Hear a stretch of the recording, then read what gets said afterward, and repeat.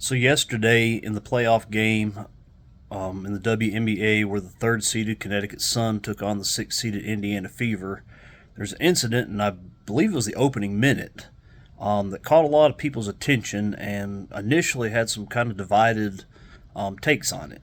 Caitlin Clark, the rookie point guard for the Indiana Fever, phenom, has been absolutely amazing this year and has put a lot of people, a lot of new eyes on the sport, and put a lot of people in these arenas to watch these games. She has brought so many new eyes on the sport, and this led to a lot of jealousy. A lot of people have been doing this for a long time in the WNBA and just can't understand why it's not them. I'm sure they probably assume race is a part of it, but it's not. We've been trying. Some of us have been trying to give the WNBA a chance for a while, and it just hasn't happened. The eye poke, a lot of people were saying that they didn't think it was intentional. For me, I immediately thought it was intentional. In my video yesterday going over the game, I came right out and said many times that it was on purpose.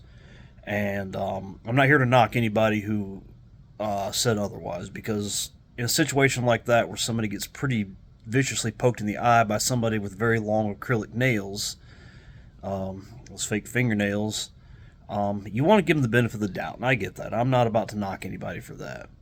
At the end of the day, I guess I'm just a little more jaded, and that's not a good thing. But watching some of these people that I really, really love, I'm not trying to disrespect anybody. Watch the Ben Daniel podcast. He's amazing, wonderful, wonderful guy. Great analysis, insightful and entertaining analysis. Watch Rudy Rants. He does an amazing job. Sometimes him and Ben will do podcast. They'll do live streams together after Indiana Fever games. I really love watching those. I have so much respect for those two, and I get it. I know they're kind of starting to walk back what they initially said because of some new evidence that has come up. And like I said, I'm not about to blame them at all. A few other ones too, that were trying to give her the benefit of the doubt, saying it was a basketball play. And like I said, I get that. You don't want to. First of all, you don't want to accuse somebody of just poking somebody in the eye with their long nail on purpose. You're basically putting their long-term vision out of that eye in very serious jeopardy, and that could be a career ender. It's a very heavy accusation, and I get that. I made it, but of course I'm also, as you can tell by my videos, I'm not trying to make exactly the most professional look in the world. It's just me kind of shooting from the hip, just speaking from my gut, and plus, you just want to think people wouldn't do that.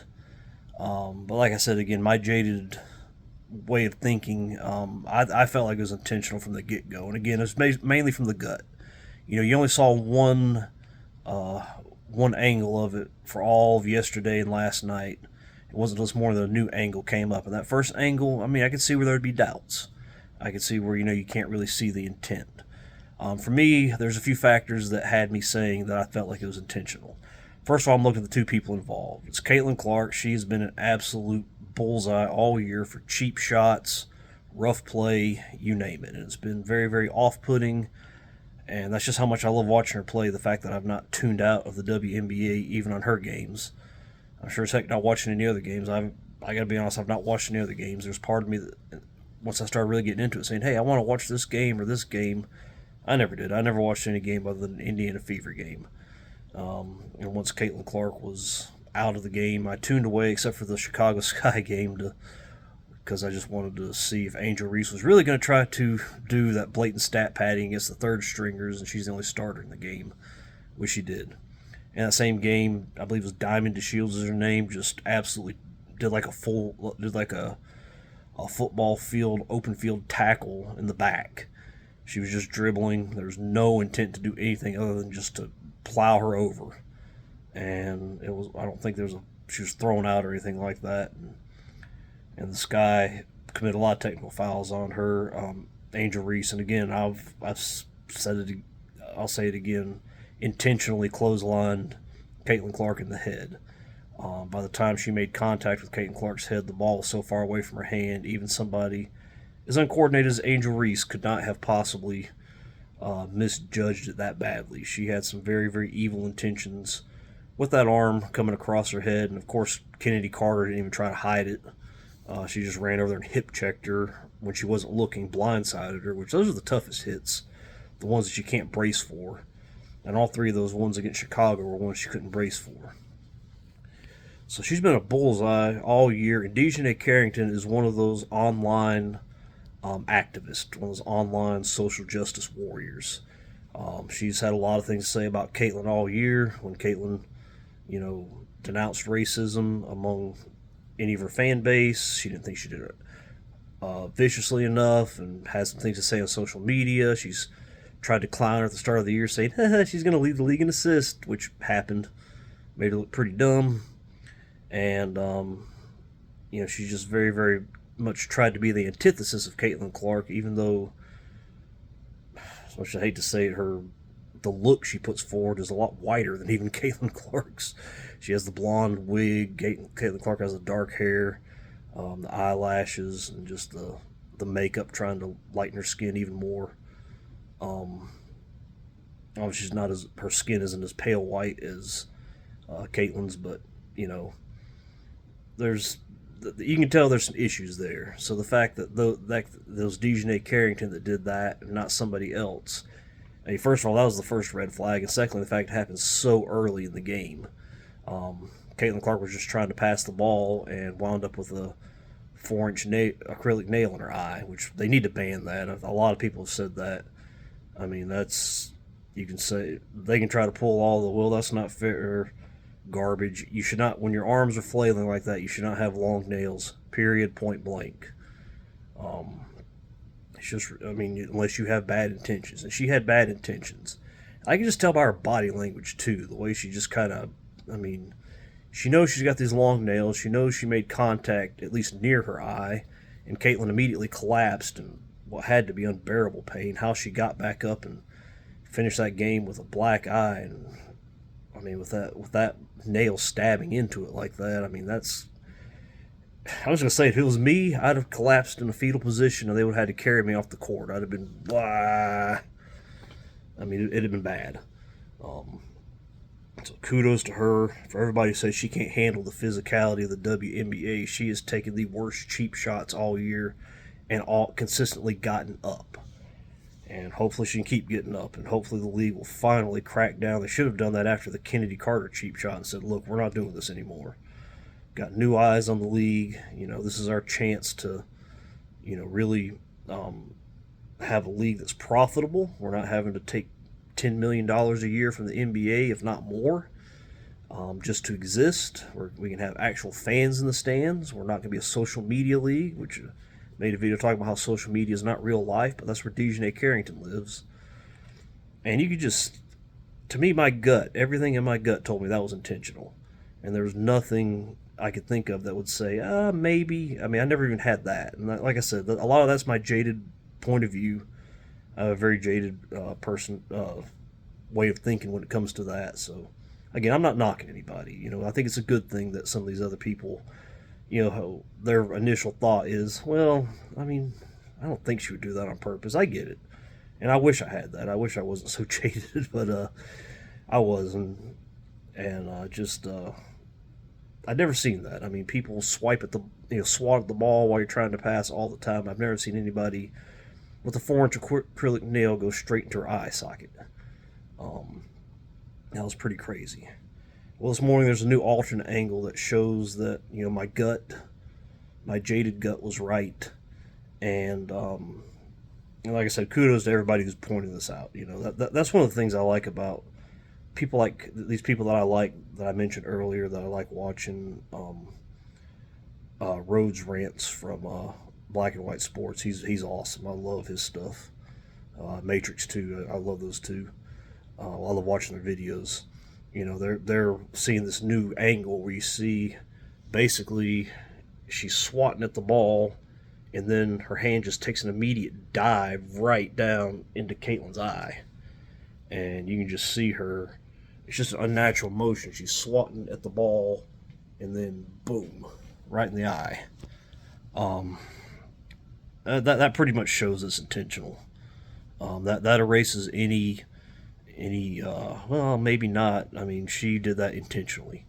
And there's a lot of people online pointing at this and looking at this and saying, okay, WNBA, what are you going to do? Now, Indiana lost yesterday. And look, I'm not. They played bad. They did not shoot good. They didn't go to the rim like they should have, although, can you blame them? And Connecticut had a very good shooter. They have very good shooters on their team. They're a good team. They don't need to be resorting to some of this stuff. But they did anyways. And it's just. This is where I think the WNBA needs to. Well, I mean, to me, they've been in the position where they need to make some very deliberate decisions. But I mean, enough is enough. You know, we like watching Caitlin play. We understand. We don't want people to give it to her. You know, we don't want people to. We don't want We don't want her to get the Asia whistle, so to speak. And by the way, I'm looking at how the Chicago Sky and how the Connecticut Sun played her, and you know, I know I've made a lot of comments about the Aces having a unwatchable physical style, or not very pleasing to watch physical style. At least they're not dirty. You can say that. They'll hang off of Caitlin. They'll make things tough on her. They'll bump her. They'll bump up against her. That's, I mean, at the end of the day, there's nothing dirty about that. And you know, they do physical defense. I still think it's some of that needs to be legislated out just for entertainment purposes, but not on the human level that Dejanay Carrington needs to be punished for this. Like I said, this is where the WNBA really, really needs to say, okay, what kind of league are we? Are we the kind of league where somebody gets poked in the eye? No foul was called, by the way. They don't get any fouls called on them in the Indiana Fever, and Aaliyah Boston has gotten every ticky-tack call. She got called for a foul. I think it was before that. She wasn't even in the play, and they called it. They saw a foul happen, and they called it on Aaliyah, which is just crazy. I don't know what they have against her or what they think of her, but I mean, at some point the league's going to have to realize, you know, we're calling a bunch of crap fouls on her, a bunch of BS fouls, while on the other side of the floor, those guys are getting mauled, and they're either not having fouls called or having just regular common fouls, you know. I know a lot of it's glorified from the really physical NBA games from the 80s, but if you actually sit back and watch those games, very talented people. I mean, a lot of them are really good, but some of them, it was too much. I've talked about the bad boy Pistons a lot, but even if you look at like the 1984 finals when Kevin McHale clotheslined Kurt Rambis, that don't need to happen. That was just a common foul. They didn't really have flagrants back then or technicals or anything like that. Or maybe they did, and they just didn't call it. It was a normal foul. After getting up and getting mad at him, he just went to the free throw line, made his shots, and I don't know if he made them or not, but he went to the free throw line, and that was that. We don't need to go back to that. I don't want to see them become a completely soft league, but there has to be some lines drawn. And if you're going to just, like I said, that's intent. You know, you have those 4-inch acrylic nails, and you took a dive right into her eye socket. That was intentional, and you can't have that. You cannot have a league where people do that. And like I said, you know, Indiana didn't play good, but at the same time, you know, Caitlin, she had a terrible shooting night. Well, I mean, maybe she would have had that either way, but you know, your eyes and your depth perception is a huge part of that. And you know, if you've got one eye, and you're used to having two, I mean, your eyes are a very big part of how you shoot the ball. I remember when Lonzo Ball was coming out of UCLA into the pros, he had that kind of wonky shooting motion, and a lot of it came from the fact that he was a right-handed shooter, but he's left-eyed. I guess that's his dominant eye, so he always would try to turn his head and shoot, which is not uncommon. If I'm not mistaken, James Harden, who's takes a lot of shots, but makes a lot of shots too. He shoots with his left hand and always has to turn to make sure his right eye is the one aiming it.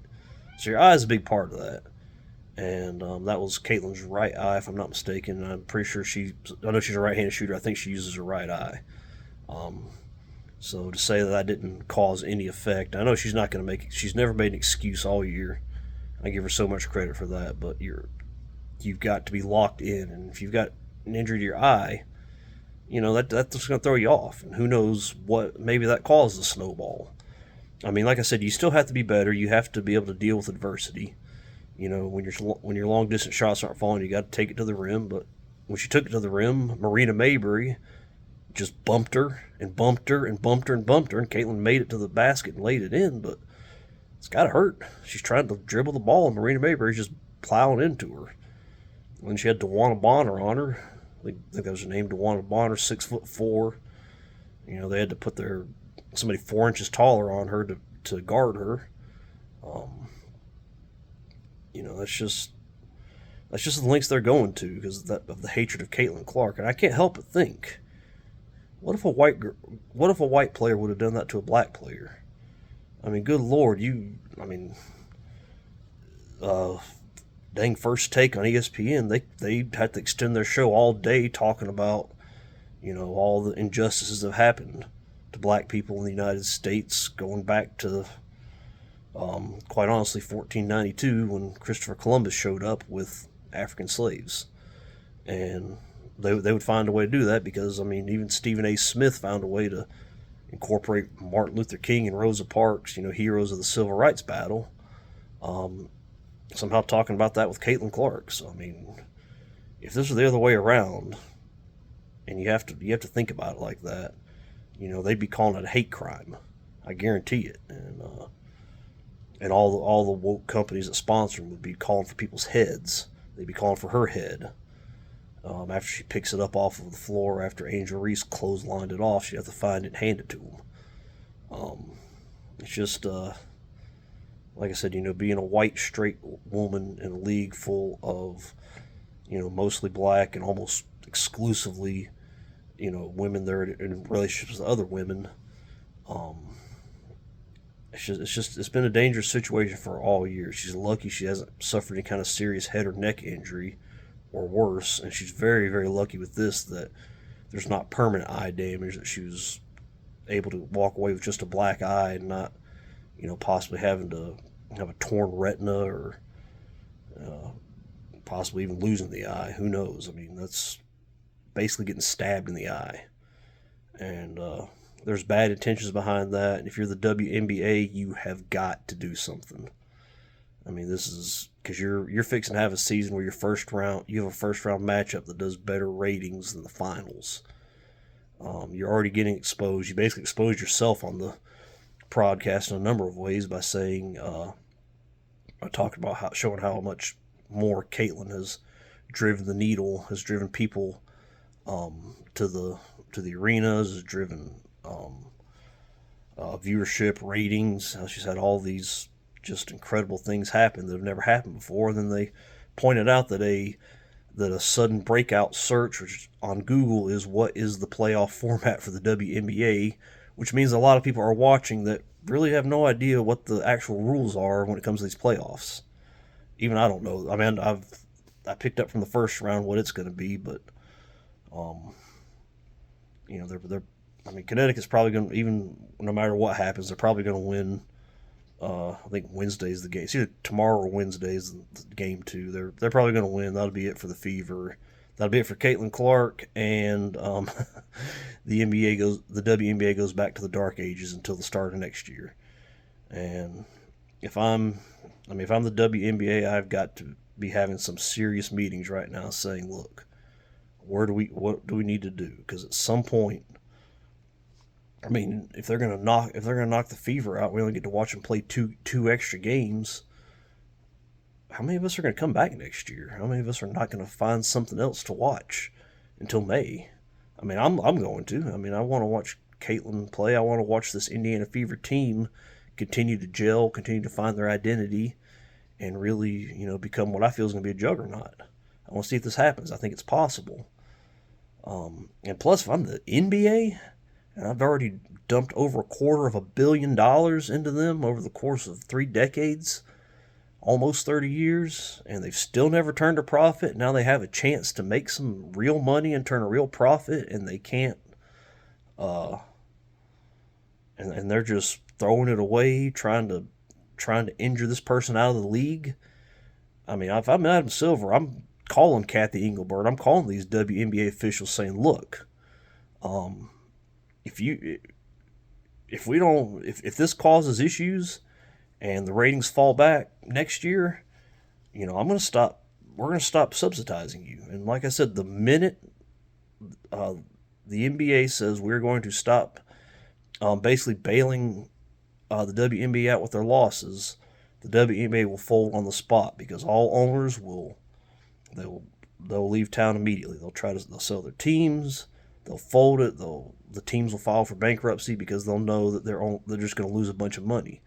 They are one stroke of the pen, one stroke of Adam Silver's pen away from not existing.